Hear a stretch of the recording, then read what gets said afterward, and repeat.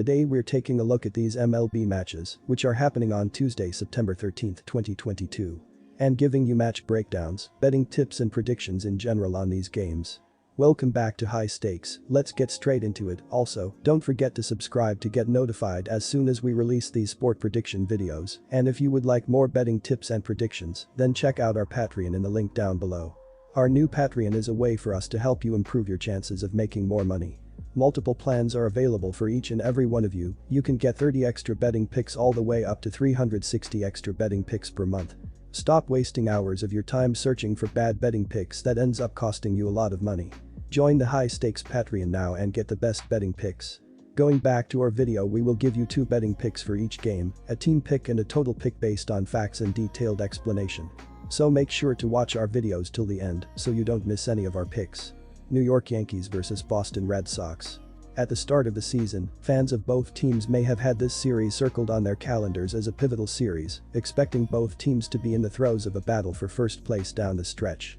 That's obviously not the case, as the Red Sox have failed to live up to their end of the bargain. The Red Sox would like nothing more than to play spoiler here, but the Yankees really need this as they have the Blue Jays and Rays breathing down their neck.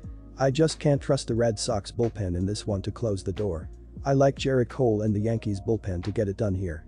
Take the Yankees here. Our team pick is Yankees for the win.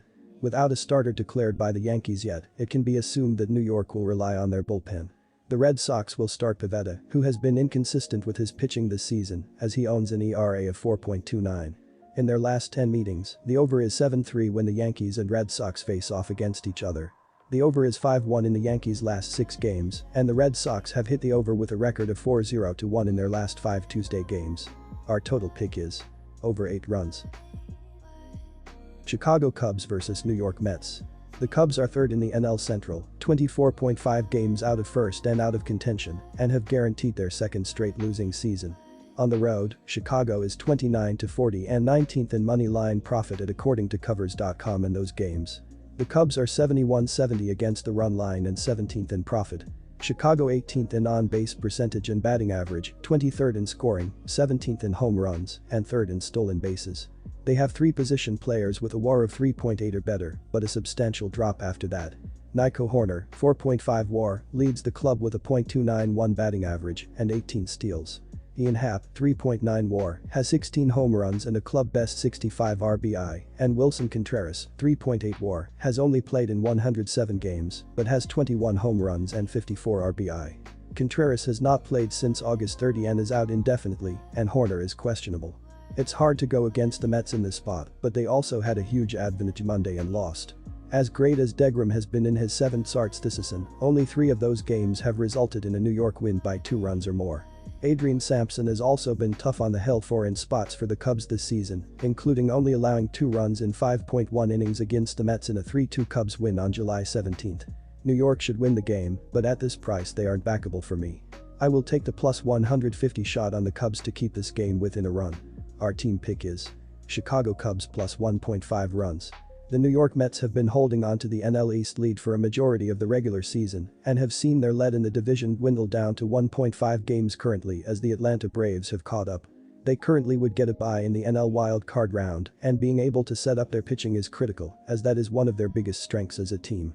They have been hitting well as a team, as they are currently 7th in the majors with a .741 team ops on the year. Don't call me a hot take guy, but it is extremely difficult to score against Jacob deGrom. Looking at the last month of games, the Cubs are averaging 3.68 runs per game in their last 28 games, while the Mets are scoring 4.44 runs per game in their previous 27 games. Since the All-Star break, both teams have been doing extremely well, as Chicago is 11th with a 3.76 team ERA, while New York is 6th in baseball with a 3.35 team ERA. The under has hit in 4 of their previous 5 games against one another played at Citi Field, so go with the under to hit here as well. Our total pick is under 7 runs. Kansas City Royals vs Minnesota Twins. The Kansas City Royals are coming off a 3-game weekend series where they lost 2 of 3 to the Tigers. They avoided the sweep by winning the final game of the series on Sunday, beating Detroit 4-0. The Royals got another good outing out of their most reliable starter, Brady Singer, who pitched 7 innings of no-run ball, allowing just 4 hits with 6 strikeouts and 1 walk. Singer is 9-4 on the season, which is amazing for a team that is 57-84, 17.5 games out of first place in the AL Central, and 22 games out of the final wildcard spot. Bobby Witt Jr. led the Royals with 2 hits. Michael Massey hit a home run, and Drew Waters had a hit and 2 RBI. Chris Bubic gets the start for the Royals.